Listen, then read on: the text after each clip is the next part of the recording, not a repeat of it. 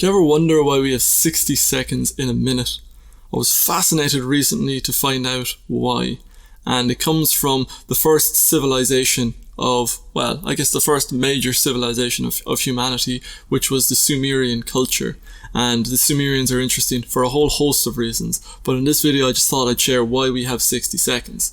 And it's because the Sumerians worked on a hexadecimal system, which means that they counted in groups of 12 rather than groups of 10. So decimal system is 10 because we've got 10 digits, so 10 decis, where binary is another famous numerical system. And so you go 1, 2, 3, 4, 5, 6, 7, 8, 9, and then you get to the 1, 0. So there's 10 in every loop. Whereas in binary you go 0, 1, and now you've got a second number. So it's two numbers in every time it goes up, whereas hexadecimal you got to count to 12 before you'd add the 1 before.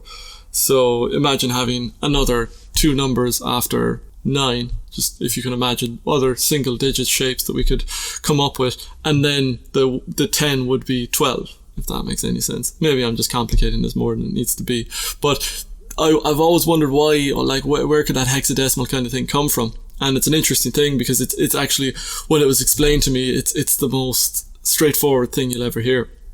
So you got 10 fingers, and that's it seems like a handy way of counting things up if you're counting 1 to 10. But the way the Sumerians counted was using the pads of their fingers. So you'd go 1, 2, 3, because you've got there's 3 sections on each finger. So 1, 2, 3, 4, 5, 6, 7, 8, 9, 10, 11, 12.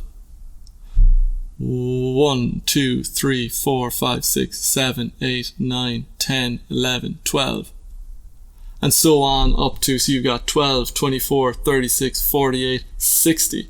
So 60 is the number you can actually count on your hands. We limit ourselves to 10 after 5,000 years of innovation, 6,000 years of innovation even, that they just counted it up from, they managed to count with 60 on their hands, which is, I now count that way because it's so much more efficient. But that's why they counted in those decades of 12, and that adds up to 60, and that's why there's 60 seconds in a minute, 60 minutes in an hour. And yeah, so I just thought that was fascinating, and I thought I'd share that with you today. I hope you've enjoyed it. If you have, please subscribe if you haven't already. Otherwise, I shall see you next time. Thanks for watching. I actually I heard of a story recently of there was a canton in Switzerland. So Switzerland is divided up into all these individual cantons, individual states. So they're a direct democracy and they'll vote on their own laws. And one of the cantons was doing this trial of metric time, so that there'd be 100 seconds in a minute, 100 minutes in an hour, and not sure how many hours to be in a day. And they were going to trial this system, and they were going to, because we've already converted in Ireland about a decade back, we converted all our signs from miles to kilometres, and I think it's only really the Brits, the Aussies and the Americans that are still on the imperial system, whereas the rest of the world is kind of working on, well, definitely Europe anyway, we're working on the metric system. And yeah, so this canton they were trialing this idea of metric time, and of course the Swiss being that pioneering kind of very intelligent kind of race, they were going to do that. But there was actually a bit of controversy over it, and the head of Rolex came back and said, "Not on my watch."